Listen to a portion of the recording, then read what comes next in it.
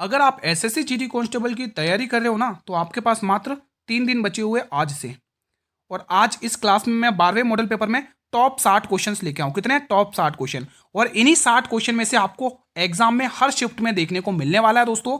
तो वीडियो के लास्ट तक बने रहे। पहला क्वेश्चन आपकी स्क्रीन पर है। आज ज़्यादा समय नहीं लेंगे। केरल राज्य में मकर संक्रांति को क्या कहा जाता है? बहुत ही इंपॉर्टेंट है। पिछले 5 सालों से यही क्वेश्चन रिपीट होते हैं एग्जाम में। तो यहाँ पे आपको डी वाला ऑप्शन टिक कर लेना है, मकर विलक्कू। अगला क्वेश्चन देखते हैं आप 60 में से कितना स्कोर करते हो। अगर 50 भी कर लोगे ना, तो दोस्तों आपका जो जीकेजीएस का पोर्शन है ना भाई, वो बहुत स्ट्रांग हो जाएगा। मोरसे लोक नृत्य किस राज्य का प्रसिद्ध है? बताइए। नागालैंड का है क्या? है नागालैंड का? बिल्कुल नागालैंड का ही है। आप रॉन्ग मत करो गुरु। नागालैंड का ही है, ऑप्शन ए। पहले ऑप्शन में मिल गया आंसर। अगला क्वेश्चन देखेंगे। निम्न में से कौन सा शब्द हमारी संविधान की प्रस्तावना में नहीं लिखा गया है? इसमें आपको प्रीवियस ईयर क्वेश्चन का भी रिवीजन करवाया जाएगा, ठीक है। तो इसमें से हमारे संविधान में जो शब्द नहीं लिखा गया वो है दोस्तों आपको साम्यवादी। सीधा ऑप्शन पे आएंगे आज हम। C option will be the right answer. अगला क्वेश्चन। तराइन की पहली लड़ाई कब लड़ी गई थी दोस्तों? बहुत इंपॉर्टेंट क्वेश्चन है, बहुत। तो यहाँ पे 1191 आपको टिक कर लेना है, ऑप्शन नंबर ए। अगला क्वेश्चन। चंदावर का युद्ध 1194 में हो गया था, ये भी ध्यान रख लेना, लगे हाथ। भारत का पहला बायोस्फीयर रिजर्व कौन सा है? बहुत ही इंपॉर्टेंट क्वेश्चन है। आज सिर्फ आपको सुनना है, ज़्यादा हम टाइप नहीं करेंगे, समय बर्बाद नहीं करेंगे, सिर्फ सुनोगे ना तो भी काम चल जाएगा। बताइए। इसका आंसर आएगा नीलगिरी बायोस्फीयर रिजर्व। भारत का पहला बायोस्फीयर रिजर्व है, याद रखना, ठीक है। अगला क्वेश्चन।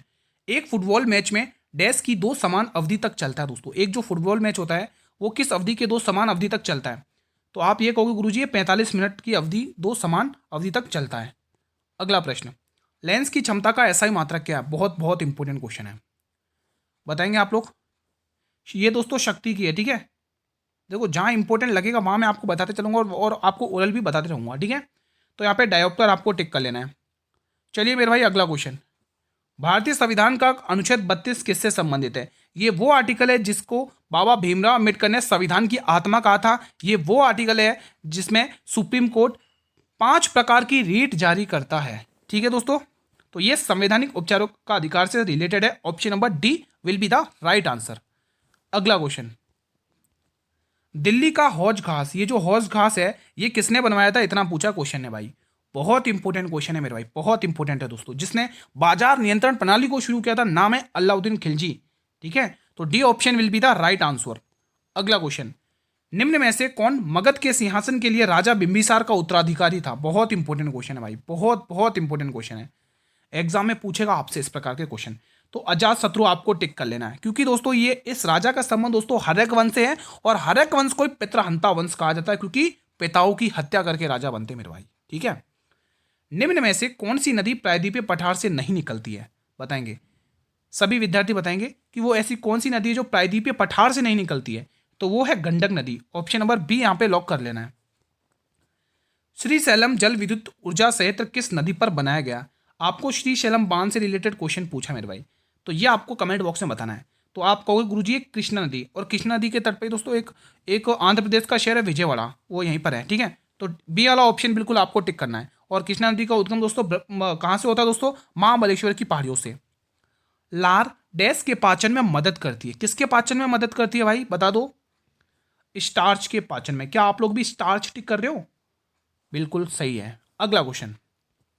निम्न में से कौन सा नर्तक ओडिसी नृत्य से संबंधित है? स्टैटिक जीके तो आएगी आएगी, ठीक है। तो बिरजू महाराज और शोभना नारायण दोनों दोस्तों आपको कथक से ध्यान रखना है। ये दोनों का नाम याद रखना, एग्जाम में एक आध पूछेगा आपसे इन दोनों में से, ठीक है। दोनों का नाम याद रखना है, बिरजू महाराज और शोभना नारायण का। रुक्मणी देवी अरुंडा दोस्तों आप सभी को पता होगा भरतनाट्यम से रिलेटेड है, ठीक है। इनका संबंध भरतनाट्यम से मेरे भाई, ठीक है। सुजाता महापात्र बिल्कुल सही हो जाएगा, डी ऑप्शन। अगला क्वेश्चन। तुगलक वंश के निम्न सुल्तानों में से किसने चांदी के बजाय तांबे के सिक्के जारी किए थे मेरे भाई? बताइए। आज की ये वो क्लास है जो आपको हर शिफ्ट में क्वेश्चन देखने को मिलेंगे 27 अप्रैल वाले में, ठीक है। तो बताइए आप स्लॉट बता सकते हैं, आपने कौन कौन सा स्लॉट बुक किया है दोस्तों, कमेंट बॉक्स में बता सकते हैं, ठीक है। तो यहां पे आप क्या टिक करोगे? फिरोज शाह तुगलक टिक कर रहे हो क्या गयासुद्दीन तुगलक टिक कर रहे हो? बताइए। नहीं फिरोज शाह तुगलक नहीं, गयासुद्दीन तुगलक। आंसर आएगा मोहम्मद बिन तुगलक, ठीक है। तो D option will be the right answer. अगला क्वेश्चन देखेंगे आप लोग। लोक नृत्य तरंगमैल निम्न में से किस राज्य से संबंधित है? बताइए दोस्तों। तो आप कहोगे गुरुजी ये गोवा से संबंधित है क्या? ये गोवा से संबंधित है, बिल्कुल गोवा से ही संबंधित है। कवि शब्द में कौन सी संज्ञा है भाई? कवि, कवि में तो बहुत सारी संज्ञा होते हैं, है ना। संपूर्ण जाति का बोध हो रहा है, और जब संपूर्ण जाति का बोध होता है तो जातिवाचक संज्ञा आती है मेरे भाई, ठीक है। अब आप मुझे बताइए मिठास में कौन सी संज्ञा है? कमेंट बॉक्स में, या आपके लिए कमेंट बॉक्स से देखते हैं कितने स्टूडेंट अपनी हिंदी को लेकर अच्छे से सिंसियरली पढ़ाई कर रहे हैं। हिंदी वाले सब्जेक्ट को देखते हैं आपका हिंदी कैसा है, चलिए बताइए मिठास में कौन सी संज्ञा है, कितने स्टूडेंट दे पाएंगे इसका जवाब? अगर आप जवाब दे लेते हो तो आप सिलेक्शन की रेस में हो। सीता सो रही थी, वाक्य का काल कौन सा है? इसमें सीता सो रही थी, इसमें वाक्य का काल पूछा है, तो आप ये कहोगे अपूर्ण भूतकाल है मेरे भाई। अपूर्ण भूतकाल टिक करना, ऑप्शन नंबर बी। अगला क्वेश्चन, जनगणना 2011 के अनुसार निम्न में से किस उत्तरी राज्य की साक्षरता दर सबसे अधिक है मेरे भाई? बड़ा ही इंपॉर्टेंट क्वेश्चन है, ठीक है। उत्तरी राज्य पूछा है मेरे भाई, उत्तरी राज्य, गलती मत कर लेना। बताइए इसका आंसर, जवाब आएगा Himachal Pradesh, option number D. अगला क्वेश्चन, निम्न में से किस पंचवर्षीय योजना में परिवार नियोजन की अवधारणा को एक महत्वपूर्ण उद्देश्य के रूप में पेश किया गया है? शानदार क्वेश्चन है, तो शानदार जवाब आएगा चतुर्थ पंचवर्षीय योजना मेरे भाई, ठीक है। अगला क्वेश्चन देखेंगे, भारत ने दो चतुर्थ पंचवर्षीय योजना में दोस्तों हरित क्रांति की शुरुआत हुई थी। भारत ने पहली बार किस वर्ष ओलंपिक खेल में भाग लिया था? इस पे 3 स्टार लगा लो, बड़ा ही इंपॉर्टेंट क्वेश्चन है भाई, ठीक है। तो आंसर आएगा 1900 में, ठीक है, ऑप्शन नंबर बी। अगला क्वेश्चन, भारतीय संविधान का कौन सा अनुच्छेद स्पष्ट रूप से यह प्रावधान करता है कि राष्ट्रपति पुनः निर्वाचित होने के लिए पात्र हैं मेरे भाई? बताइए दोस्तों, निर्वाचन मंडल दोस्तों आर्टिकल 54 में आप सभी को पता ही होगा। फिलहाल आप यहां पे आंसर इसका बताएंगे, तो अनुच्छेद 57 आपको टिक करना है, डी वाला ऑप्शन। अरुणाचल प्रदेश को म्यांमार से कौन सा दर्रा जोड़ता है मेरे भाई? दर्रों वाला टॉपिक अच्छे से पढ़ लेना, एग्जाम में पूछा जाएगा। तो दिहांग दर्रा आपको टिक कर लेना मेरे भाई, कौन सा? दिहांग दर्रा दोस्तों, ठीक है। हाँ, हाल में ही 2025 का फियोलॉजिकल या मेडिसिन का नोबेल पुरस्कार किसे दिया गया? बड़ा ही इंपॉर्टेंट क्वेश्चन है मेरे भाई। तो यहां पर मैरी ई ब्रूको, फ्रेड रामसरेल या शिमोन साकागुची, तो उपयुक्त तो सभी आपको टिक करना है, इन सभी को यह पुरस्कार दिया गया है। अगला प्रश्न, भारतीय संविधान के किस अनुच्छेद में राज्य विधानमंडल के सदन में अभिभाषण करने और संदेश भेजने के राज्यपाल अधिकार के बारे में उल्लेख है मेरे भाई? ये भी शानदार क्वेश्चन है मेरे भाई, इंपॉर्टेंट भी है। बताइए इसका आंसर, तो आर्टिकल 172 आपको टिक करना है। क्या आप लोग भी यही टिक कर रहे हो? क्या आप लोग भी यही टिक कर रहे हो? चलिए मेरे भाई, अगला क्वेश्चन आपके स्क्रीन पर है, क्वेश्चन नंबर 26। बताइए, उल्लू सीधा करना मुहावरे का अर्थ बता दो। हिंदी पूछी जाएगी, आप सभी को पता है 20 क्वेश्चन आएंगे, 40 नंबर के। तो यहाँ पे अपना काम निकलवाना, क्या आप ये टिक कर रहे हो? तो ये टिक कर रहे हो तो बिल्कुल सही है। अगला क्वेश्चन, निम्न में से किस वेद में दशराज युद्ध का उल्लेख है मेरे भाई? बहुत बहुत इंपॉर्टेंट है मेरे भाई। तो यहाँ पे आपको ऋग्वेद टिक करना है, ठीक है। ऋग्वेद के कौन से मंडल में है, कोई मुझे कमेंट करके बताएगा? ऋग्वेद के तीसरे मंडल में क्या है? ऋग्वेद के तीसरे मंडल में क्या है? ये आपके लिए एक और क्वेश्चन तैयार हो चुका है। आंसर बताते रहा करो मेरे भाई कमेंट बॉक्स में, ऋग्वेद के तीसरे मंडल में क्या है कमेंट बॉक्स में बताइए, मैं आपके कमेंट का वेट करूंगा मेरे भाई। क्वेश्चन 28, दिलवाड़ा, यहाँ पे डाल लिख लो, दिलवाड़ा और जरगा पर्वत चोटियां निम्न में से किस राज्य में है मेरे भाई? पता चल चुका होगा गुरुजी, डी वाले ऑप्शन टिक कर लो, राजस्थान। अगला प्रश्न, पद्म भूषण पुरस्कार से सम्मानित गुरु वेम्पति चिन्ना को निम्न में से किस नृत्य शैली को शास्त्रीय दर्जा दिलाने के उनके प्रयासों के लिए जाना जाता है? बहुत इंपॉर्टेंट है मेरे भाई, बहुत बहुत इंपॉर्टेंट है। चलिए बताइए, तो जवाब के रूप में आएगा कुचिपुड़ी, जो है आंध्र प्रदेश का क्लासिकल डांस मेरे भाई, ठीक है। तो ये ध्यान रखना, इंपॉर्टेंट क्वेश्चन है। अगला क्वेश्चन, मौर्य वंश के निम्न में से किस राजवंश ने मगध पर शासन किया था मेरे भाई? मगध, बताइए दोस्तों, इंपॉर्टेंट क्वेश्चन है आपके स्क्रीन पर। तो जवाब आएगा नंद वंश, ऑप्शन नंबर बी इसका सही जवाब है। अगला क्वेश्चन, उस कोशिका की पहचान करें जो अमीबी आकार की होती है। अमीबी आकार की कोशिका कौन सी होती है मेरे भाई? बताएंगे आप लोग कमेंट बॉक्स में। तो सही जवाब आएगा श्वेत रक्त कोशिका, WBC, ठीक है। अगला क्वेश्चन, 1992 में मृणालिनी साराभाई को डैश से किया गया था, मतलब किससे सम्मानित किया गया था दोस्तों मृणालिनी साराभाई को? तो आप ये कहोगे गुरुजी इनको पद्म भूषण दिया गया था, ऑप्शन नंबर बी। हाल में ही समुद्री अभ्यास सिम्बेक्स का 32वां संस्करण कहां पर आयोजित किया जा रहा है? इंपॉर्टेंट है। तो सही जवाब के रूप में आएगा Singapore, option number C will be the right answer. निम्न में से कौन सा भारत और चीन के बीच में एक पहाड़ी दर्रा है? भारत और चीन के बीच में स्थित है, वो पहाड़ी दर्रे का नाम बता दो मेरे भाई। तो नाम आएगा काराकोरम दर्रा, ठीक है, डी ऑप्शन को लॉक करना है। डेविस कप निम्न में से किस खेल से संबंधित है? ये जो डेविस कप है इसका संबंध किस खेल से मेरे भाई, ये आपसे क्वेश्चन है पूछा है। तो यहाँ पे टेनिस टिक करना है मेरे भाई, क्या टिक करोगे? टेनिस टिक करोगे। अगला प्रश्न, देखो इतने कम समय में इतने क्वेश्चंस का रिवीजन करा रहा हूं, इससे बेस्ट कंटेंट आपको मिल ही नहीं सकेगा मेरे भाई, ठीक है। आत्मनिर्भर भारत रोजगार योजना किस तिथि को आरंभ की गई थी? स्कीम से रिलेटेड क्वेश्चन तय है, आएगा एग्जाम में। इसका आंसर 1 अक्टूबर 2020 टिक करना है। अगला प्रश्न, कमरे के ताप और दाब पर कणों की गतिज ऊर्जा के मामले में न्यूनतम होती है। किसके मामले में ये ऊर्जा न्यूनतम होती है? तो आपको होगा लोहे के मामले में। अगला क्वेश्चन, अखिल भारतीय महिला सम्मेलन की स्थापना किस वर्ष में की गई थी मेरे भाई? चलिए बताइए इसका आंसर सभी स्टूडेंट्स। इसका आंसर हो जाएगा 1927 में की गई थी दोस्तों। किसमें? 1927 में। भारत के भारत के निम्न पड़ोसी देशों में कौन सा देश धर्मनिरपेक्ष है? बड़ा ही इंपॉर्टेंट क्वेश्चन है आपके स्क्रीन पर। बताइए इसका आंसर। तो नेपाल आपको टिक करना है। अब साथ में मुझे ये भी बता दो, नेपाल हमारे भारत के साथ कितने किलोमीटर की सीमा साझा करता है? बताइए। ये आपके क्वेश्चन जो भी पूछे जा रहे, प्लीज एक आध का तो रिप्लाई करो। हरित क्रांति अर्थव्यवस्था के किस क्षेत्र से संबंधित है? और हरित क्रांति का जिक्र किस पंचवर्षीय योजना में किया जाता है? अभी जस्ट बताया था। आप देखते हैं कितने स्टूडेंट जागरूक होकर पढ़ रहे, अपनी सिंसियरली पढ़ाई कर रहे। जिन्होंने ध्यान से सुना वो आंसर करेगा। अभी थोड़ी देर पहले ही बताया था हरित क्रांति का। तो फिलहाल आपको ये तो कर ही लिया होगा आपने, कृषि क्षेत्र से ये रिलेटेड है। Option number B question number 40 का आंसर। ठीक है, तो अब आर्टिकल 40 भी आपको पता ही है, पंचायत से संबंधित है ना। क्वेश्चन 41, भारतीय संविधान के किस संशोधन माध्यम से शिक्षा के अधिकार को मौलिक अधिकार के रूप में नामित किया गया? बहुत बहुत इंपॉर्टेंट है भाई दोस्तों। 21 आर्टिकल 21 ए भी दोस्तों शिक्षा के अधिकार से रिलेटेड आप सभी को पता ही होगा। फिलहाल आपसे यहाँ पे ध्यान रखना 86वां संविधान संशोधन दोस्तों। इसी संविधान संशोधन के तहत दोस्तों 11वां मौलिक कर्तव्य भी जोड़ा गया था। याद रखना, एग्जाम में पूछेगा आपसे। हाल में ही ऑपरेशन शिव शक्ति कहां पर चलाया गया मेरे भाई? ऑपरेशन शिव शक्ति कहां पर चलाया गया? मोस्ट इंपोर्टेंट क्वेश्चन है, इसलिए 3 स्टार लगा रहा हूं। तो आंसर करना है जम्मू और कश्मीर में। ठीक है, अगला क्वेश्चन देखेंगे। पीएम स्वनिधि योजना का उद्देश्य को डैश सशक्त बनाना है। ये योजना दोस्तों 2020 में स्टार्ट की गई थी दोस्तों, 2020 में। ठीक है, ये योजना स्टार्ट की गई थी। फिलहाल इसका जो मुख्य उद्देश्य था मेरे भाई वो क्या था, वही आपसे क्वेश्चन ने पूछ लिया है। तो आप ये कहोगे गुरुजी इसका मुख्य उद्देश्य था पथ विक्रेताओं को सशक्त बनाना। Option number A. अगला प्रश्न, आप शब्द किस सर्वनाम का बोध कराता है मेरे भाई? आप अपना सा फील होता है, अपनापन, यानी कि निजवाचक सर्वनाम। ऑप्शन नंबर बी यहां पर बिल्कुल करेक्ट ऑप्शन हो जाएगा। अगला क्वेश्चन, हरी घर में है भाई, हरी तो घर में ही है। वाक्य में किस प्रकार के कारक का प्रयोग हुआ है? बताइए दोस्तों। कर्ता ने, ये नहीं होगा। संप्रदान के लिए, ये नहीं हो पाएगा। अपादान से अलग, ये नहीं होगा। बचा क्या? ऑप्शन नंबर डी, अधिकरण कारक। अगला क्वेश्चन, अरविंद पारिक निम्न में से किस संगीत वाद्य यंत्र से संबंधित है? बड़ा ही इंपॉर्टेंट क्वेश्चन है, बताएंगे आप लोग। सही जवाब के रूप में आएगा सितार वादक है मेरे भाई। ये इनका संबंध सितार वाद्य यंत्र से है। तो 46 का बी वाला ऑप्शन टिक कर लेना आप लोगों को। भारत छोड़ो आंदोलन निम्न में से किसकी प्रतिक्रिया में शुरू किया गया था? शानदार क्वेश्चन है, शानदार क्वेश्चन है। ग्वालियर के टैंक मैदान से ये स्टार्ट हुआ था दोस्तों, और यहीं पर गांधी जी ने नारा दिया था। यहाँ पे ये तो लिखना पड़ेगा भाई। यहाँ पर लिख लो दोस्तों, करो या मरो। इसी आंदोलन में कहा था करो या मरो। ठीक है, तो ये चीज आपको ध्यान में रखना है। और क्रिप्स मिशन आया था 1942 में दोस्तों। ठीक है, 1942 में। अब मुझे लगे आप ये भी बता दो, अगस्त प्रस्ताव कौन लेके आया था और कब आया था? लेके कौन आया था, कब आया था? तो आप मुझे कमेंट बॉक्स में बताएंगे। भाई आप लोग आंसर तो करा करो कमेंट बॉक्स में। इतने क्वेश्चन मैं आपसे पूछ ले तो आप लोगों का एक भी क्वेश्चन नहीं आता। प्लीज आप सभी से हम्बली रिक्वेस्ट है, जो भी क्वेश्चन पूछा करें प्लीज कमेंट बॉक्स में आंसर किया करें। प्रभा अन्य का संबंध किस घराने से? मोस्ट इंपोर्टेंट क्वेश्चन है, लगा लो 3 स्टार।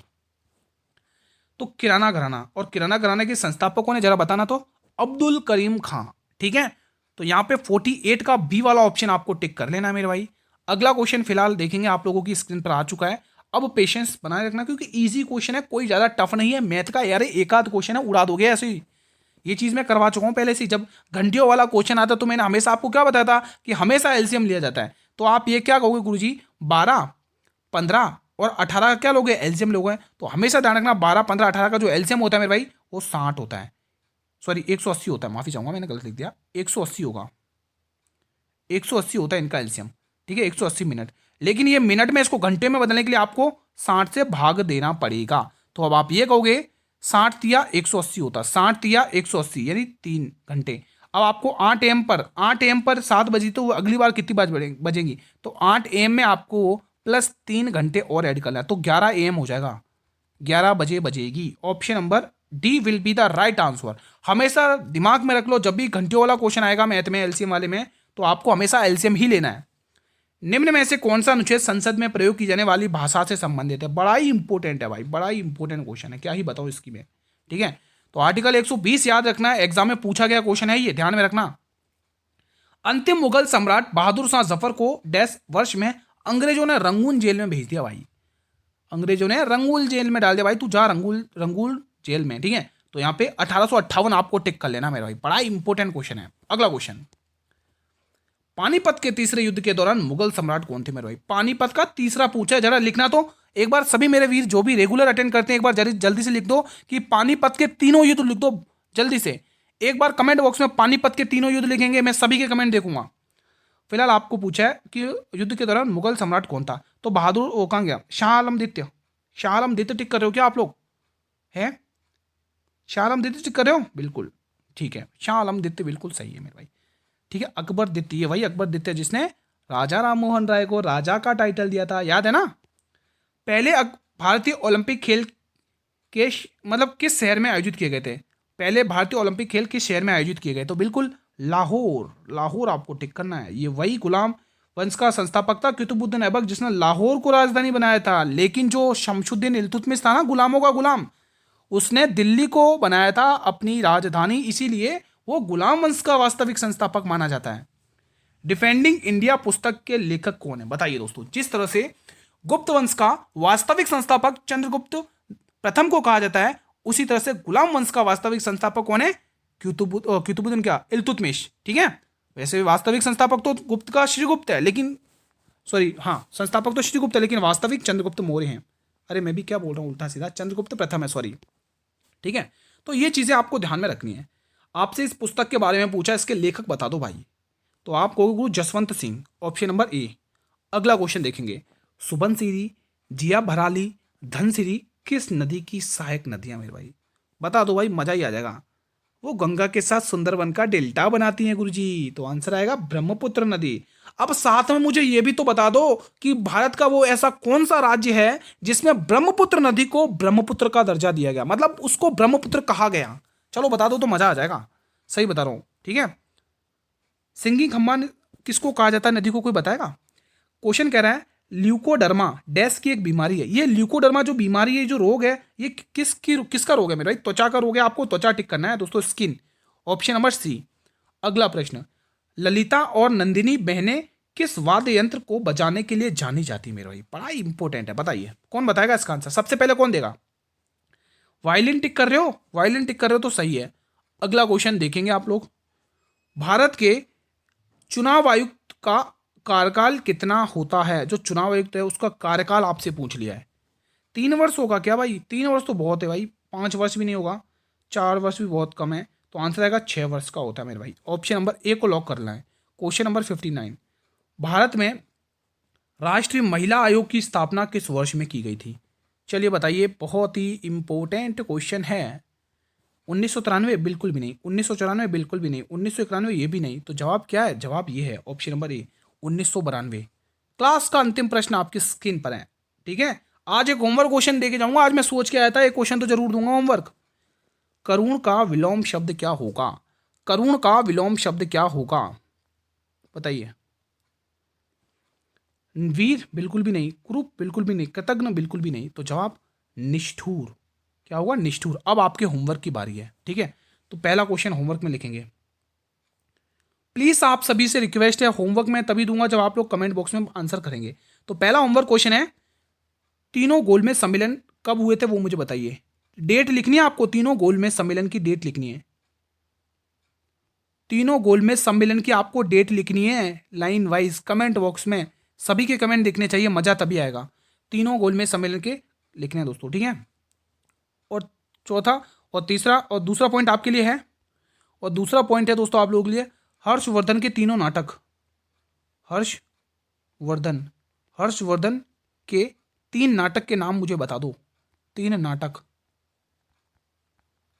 तीनों नाटक के बारे में मुझे कमेंट बॉक्स में बताएंगे, तीनों के तीनों कमेंट बॉक्स में। ठीक है, तो ये बहुत इंपॉर्टेंट क्वेश्चन है मेरे भाई। ठीक है, और एक और होमवर्क में दूँ? चलो आज होमवर्क देते दोस्तों, देखते कितने स्टूडेंट करते हैं।